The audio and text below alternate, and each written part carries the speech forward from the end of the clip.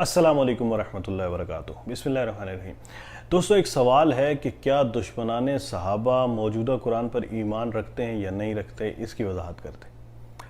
میرے عزیز، دشمنان صحابہ موجودہ قرآن پر ایمان رکھتے ہیں یا نہیں رکھتے، یہ تو اللہ ہی بہتر جانے۔ میں آپ سے یہ بھی نہیں کہہ سکتا کہ آپ ان سے پوچھ لیں کہ وہ ایمان رکھتے ہیں یا نہیں رکھتے، کیونکہ ان کے ہاں تقیہ نام کی ایک عبادت ہے کہ ظاہر کے موافق بات کی جائے،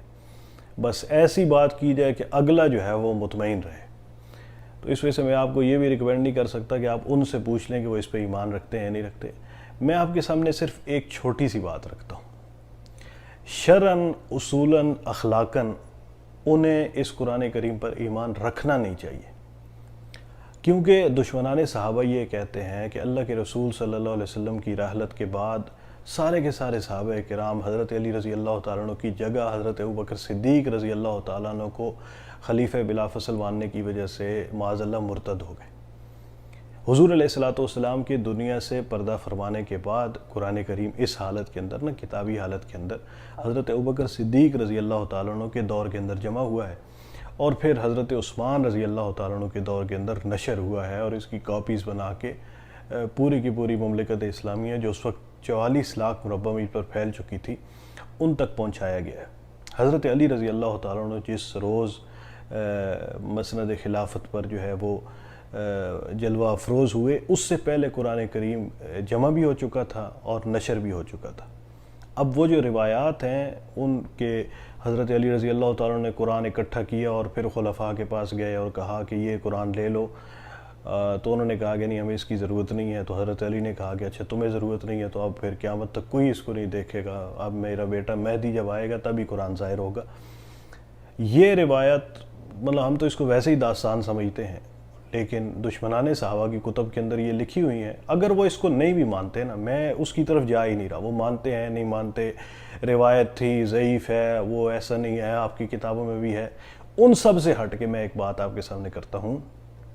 کہ اصولاً جو لوگ مرتد ہو چکے تھے، جنہوں نے خلافت پہ قبضہ کر لیا تھا اور جنہوں نے جو ہے وہ خلافت کے اندر پھر فدق کو غصب کر لیا اور پھر انہوں نے فلاں ظلم کر دیا اور حضرت فاطمہ رضی اللہ تعالیٰ عنہ پہ ظلم کر دیا اور یہ سب کچھ کر دیا، ان لوگوں کے جمع کیے ہوئے قرآن کا کیا اعتبار ہے؟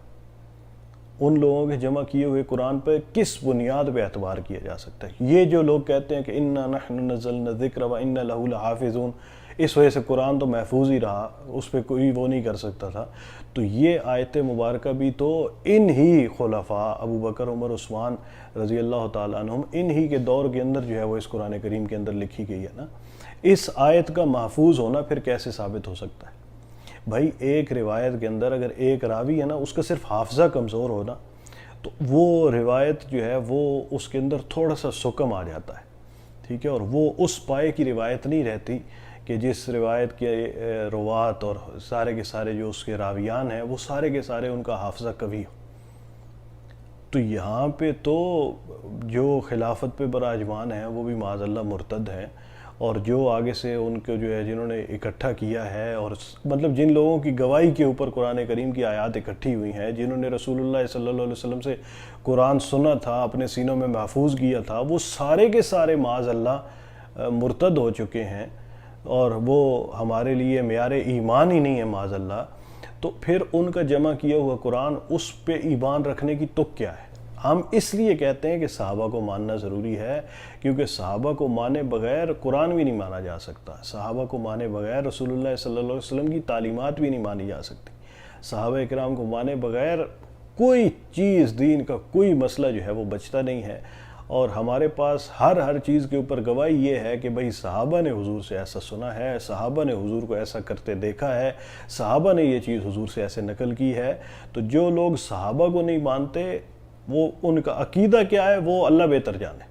لیکن اصولاً اخلاقاً ان کے پاس کوئی جواز نہیں ہے کہ وہ یہ کہیں کہ یہ قرآن سچا ہے۔ والسلام علیکم ورحمۃ اللہ وبرکاتہ۔ صحابہ کے عاشق جو ٹھہرے، جان و دل ان پہ